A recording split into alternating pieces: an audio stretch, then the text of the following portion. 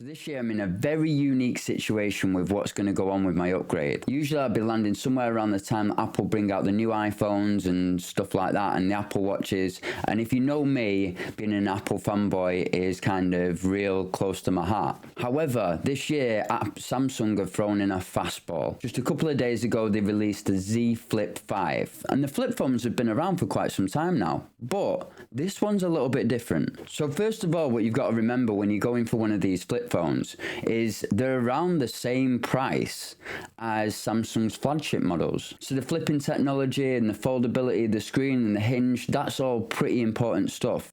And that's what you're paying for, especially when you put into consideration that it's got smaller cameras, it's less capable, it's got a smaller battery. Once the phone's folded, there's a lot less surface area for cooling. And while we're talking about price, it's probably worth noting that there is actually a price hike on this model compared to the Flip 4.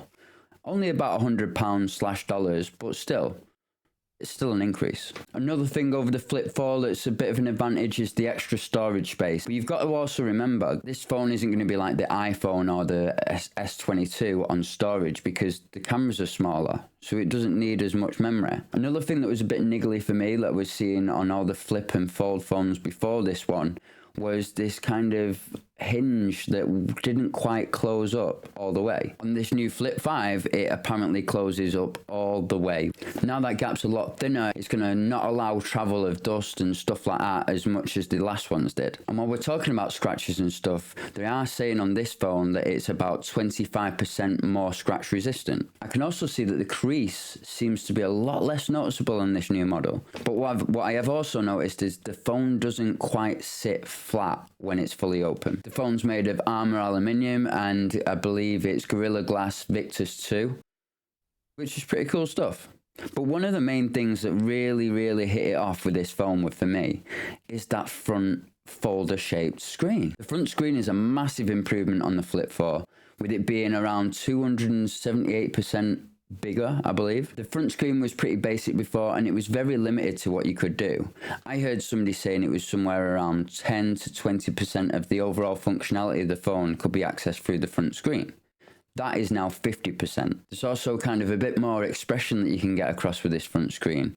And it seems to me like the customizations are endless. You can change the layout, the colors, notifications and how they pop up, and you can even change how it presents the battery percentage to you. Let's talk cameras, because cameras are a big deal. A lot of people will put up with a weightier, heavier, bulkier phone just to have some nice cameras on there. Now the cameras that come with the Flip 5 are kind of a very slight improvement on the Flip 4. There's a little bit of something different going on with this phone in terms of the image signal processor. So as you know, like, it's not always about megapixels and lenses and all this kind of jazz. Image signal processor is a big part to this. And this is a massive improvement on the Flip 4. So that definitely does help along the way. The other side to this is the new front screen. So let's say you've got any kind of other phone today, you're probably going to get around 40 to 50% of what you would get using the selfie camera when you compare it to the rear cameras.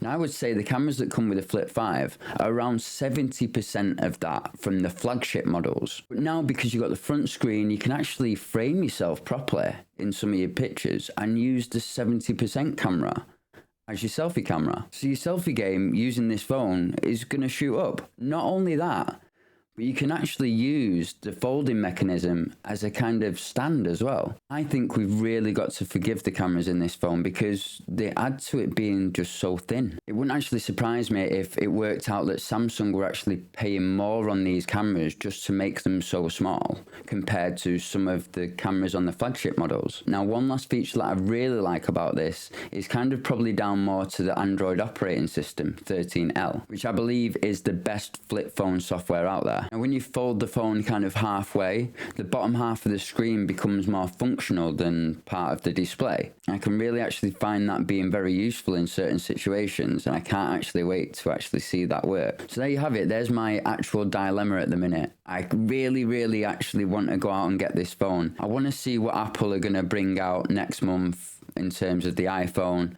so I'm not kicking myself in the butt later down the line. But I've got to say, well done Samsung, because even if next month I actually go with the iPhone, Samsung have actually just released the first phone that I've ever contemplated getting from them.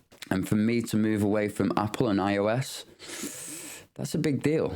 So thank you very much, guys. I really appreciate you being here. Please like and subscribe. Please check out my other videos. I've got the kind of videos about the features of iOS. I've got an iPhone video and kind of what we're expecting to happen next month. So please check them out, and I'll see you in the next one.